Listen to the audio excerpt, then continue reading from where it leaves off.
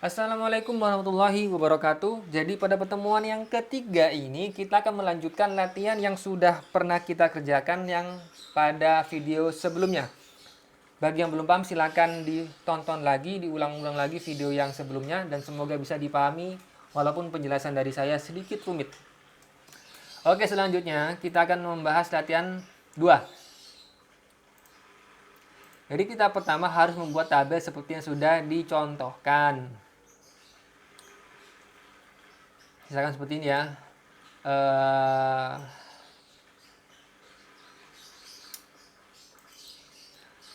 kita merger, terus ini kita merger,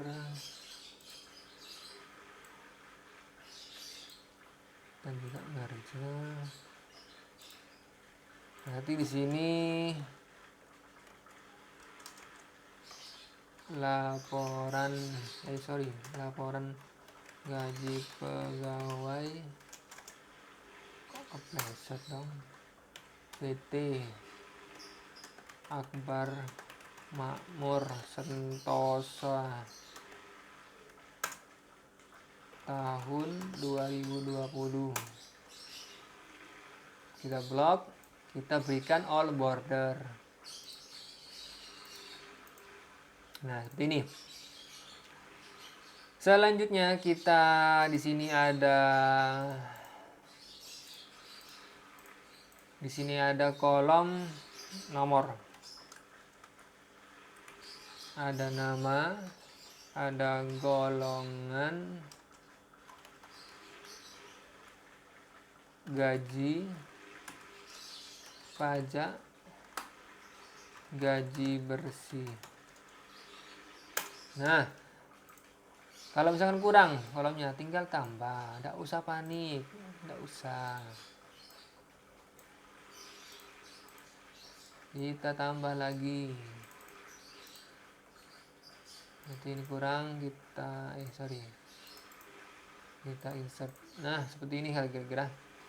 Lalu kita berikan garis all border.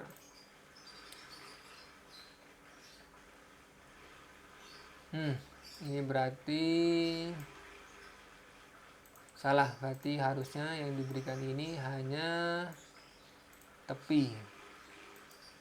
Nah, seperti ini kan. Selanjutnya kita buat 1, 2, 3, 4, 5, 6, 7, 8, 9, 10, 11, 12. Ada 12 ya. 1, 2, kita blok.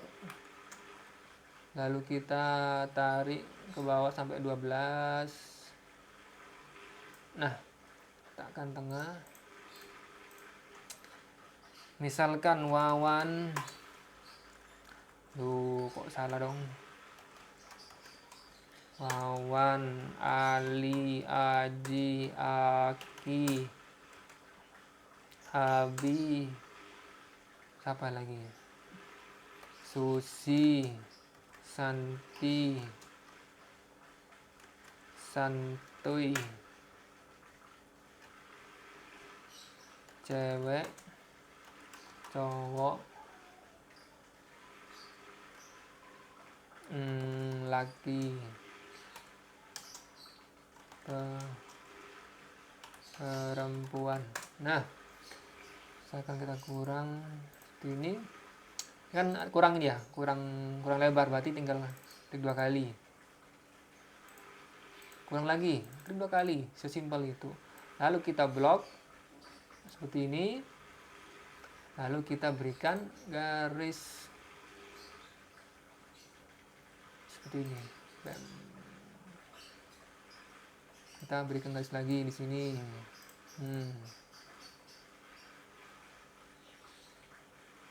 Nah, ini kan ada garis putus-putus ya, gampang. Blok seperti ini. Seperti ini, terus kita more border. Kita pilih yang potong-potong. Sudah kan? Berarti kita tinggal outline. Berarti yang ini kita buang. Mana tadi bawahnya? Nah, sorry, potong dong.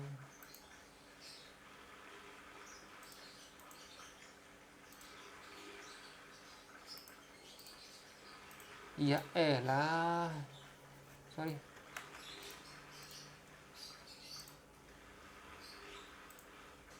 Kita tambah garis seperti ini, pilih outline. Kita buang yang atasnya, karena kita perlu yang bawahnya saja, berarti kita buang yang samping. Nah, seperti itu. Dan kali ini kita ingin berikan lagi garis-garis seperti ini. Berarti kita butuh samping. Ini buang.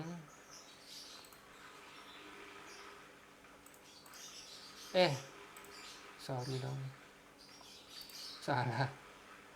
Mohon maaf. Berarti yang ini seperti ini ya. Berarti kita hanya perlu bawahnya saja. Nah, akhirnya selesai ya. Selanjutnya kita ingin kasih ini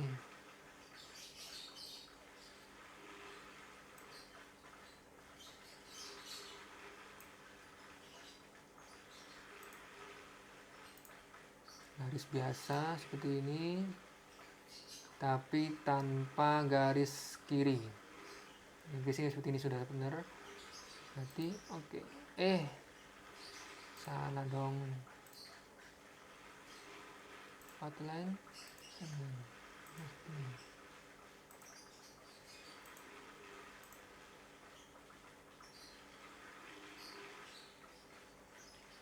Tanpa samping. Ini kita kopikan lagi. Aduh, ribetnya dong.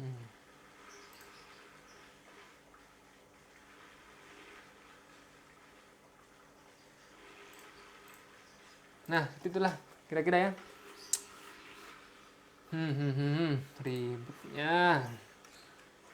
Kita buat A, B, C, B, D, B, B, D, B, B, D, B, A, C, D, A, C, D, B, C, A. Nah, seperti ini. Ini gaji pajak dan gaji bersih berisikan rumus. Jadi kita rapikan saja dulu seperti ini. Kita letakkan tengah. Nah, di sini kan ada tulisannya ketentuan gaji golongan, ketentuan gaji golongan A, B, C, D. Maka di sini 2 juta, 2 456. 1.750.000. 1.500 keluarga. 1.250 keluarga. Selanjutnya di sini pajak A, B, C, D. 10, 7,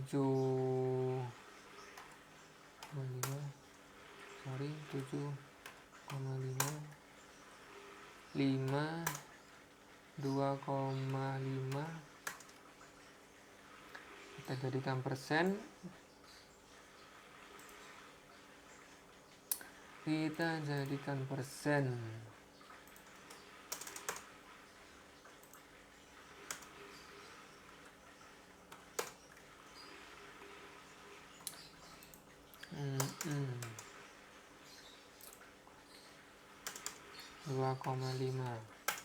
Nah, kenapa di sini menjadi 3, 7,5 menjadi 8? Itu karena dibulatkan. Gimana caranya kita blok?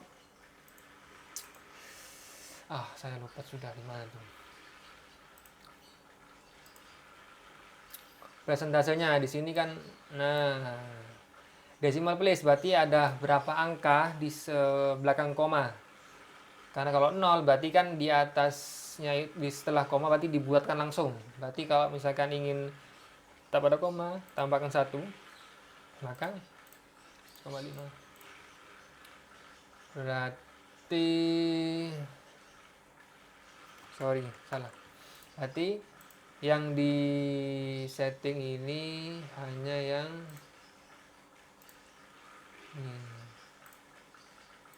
nah, tinggal kita coba seperti itu. Berarti di sini tidak usah dibuatkan. Nah, jadi yang dibuatkan hanya 7,5 dan 2,5. Kita jadikan satu merger, lalu kita blok, kita kasih garis. Ya Allah, salah. All border, kita jadikan satu. Nah, jadi perintahnya di sini kita coba rapikan dulu. Kita tambah rupiah.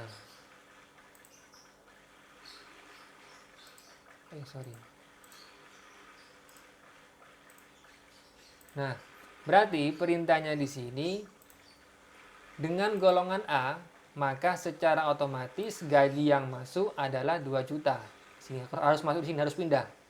Harus pindah ke sini 2 juta. 2 juta di sini pindah mewakili golongan A. 1.750.000 pindah akan mewakili golongan B. Jadi tidak boleh tertukar. Misalkan golongan B dapat 2 juta, tidak boleh. Golongan A tidak boleh dapat selain 2 juta. Jadi ini memudahkan para bendahara agar bisa menyesuaikan dengan sesuai golongan yang sudah ada. Jadi tidak tertukar lagi. Jadi tidak ada komunikasi istilahnya. Jadi kalau misalkan yang kaya ya kaya, kalau miskin ya miskin. Tidak boleh yang kaya dapat uang, yang miskin tidak dapat uang. Jadi harus sesuai dengan golongannya. Golongan miskin ya dapat bantuan, golongan kaya tidak dapat bantuan. Seperti itu kira-kira. Jadi pajaknya pun sama. Jadi pajak golongan A harus paling besar. Karena pendapatannya juga paling besar. Kan tidak mungkin 2 juta tiba-tiba pajaknya A paling kecil 2,5, sedangkan yang golongan D gajinya 1.250.000 mendapatkan pajak paling besar 10%, kan tidak boleh. Jadi harus sesuai. Semakin besar gaji maka semakin besar juga pajaknya. Itu hukum ekonomi, kira-kira seperti itu. Caranya gimana? Kita menggunakan rumus VLOOKUP. Nah, gimana caranya? Kita langsung awali dengan sama dengan VLOOKUP seperti ini ya. VLOOKUP buka kurung. Kok kepencet? Nah, di sini ada lookup value. Lookup value-nya ini berarti sel acuannya. Jadi di sini kan ada sel acuan. Sel acuannya ini A. Jadi acuannya ini golongan. Jadi golongan A harus dapat 2 juta, golongan B dapat 1 juta. Seandainya ini bukan golongan, tapi misalkan di sini adalah jenis kelamin, laki-laki, perempuan, laki-laki, perempuan, dan di sini adalah jenis kelamin, maka yang menjadi sel acuan adalah jenis kelamin. Gimana caranya? Tinggal kita klik sel di sebelahnya. Ini. Perlu diingat, ketika rumus ada di sini berarti sel acuannya ada di sebelahnya, tidak boleh di bawah atau di atasnya. Berarti sel acuannya ini kita berikan tanda pisah. Tanda pisah itu berbeda-beda di setiap laptop kalian. Ada yang menggunakan titik koma, ada yang menggunakan koma. Lalu gimana cara mengetahuinya? Tinggal kita lihat di sini. Tandanya apa? Menggunakan tanda pisahnya. Apakah titik koma atau menggunakan koma? Silakan diikuti sesuai dengan yang ada di laptop kalian masing-masing. Kalau menggunakan koma, jangan menggunakan titik koma, tapi menggunakan koma. Begitu seterusnya. Selanjutnya di sini adalah tabel array atau tabel array. Nah, tabel array-nya di sini berarti tabel acuannya. Berarti tabel acuannya yang mana? Tabel acuan yang ini. Jadi sel acuannya ini, tabel acuannya ini. Jadi sel acuan akan dibandingkan dengan tabel acuan untuk memasukkan data sesuai dengan sel acuan. Kalau di sini A berarti yang masuk harus yang 2 juta. Kalau di sini dirubah menjadi B, yang masuk harus 1.750.000. Tidak boleh tertukar. Makanya kita blok dari sini. Kenapa tidak blok dari sini? Kalau diblok dari sini, maka tidak ada pembandingnya yang sama. Di sini A, berarti harus ada pembandingnya di sini juga. Di blok. Setelah itu, jangan lupa dikunci agar tidak lari ke bawah seperti yang video sebelumnya. Kalau tidak diabsolutkan, maka dia akan bergeser ke bawah ketika rumusnya ditarik ke bawah nantinya. Berarti tekan F4. Nah, setelah itu tanda pisah lagi. Nah, setelah itu baru kita lihat kolom index number. Berarti di sini ada di kolom keberapa data yang mau dipindah. Kan data yang mau dipindah ini. Yang 2 juta, 1.750 sampai 1.250.000. Berarti kalau dari sini kita hitung, di sini kolom ke-1. Di sini berarti kolom ke-2. Berarti kolom ke-2 berarti kita tulis di sini kolomnya 2. Sorry kok 3. Astagfirullah, 2. Tanda pisah. Kita pilih false. Setelah itu tutup kurung lalu enter. Nah, secara otomatis di sini akan memunculkan rumus yang seperti itu. Nah,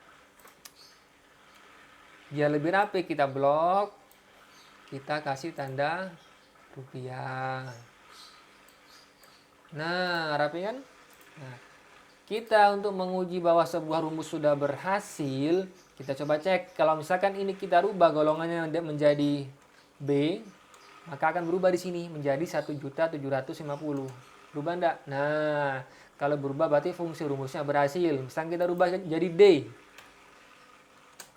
Nah, jadi 1.250.000. Kita rubah jadi A lagi. Nah, selanjutnya di sini kita akan memindahkan data pajak di sini. Fungsinya sama juga, berarti sama dengan, kita lihat saja biar tidak terlalu panjang.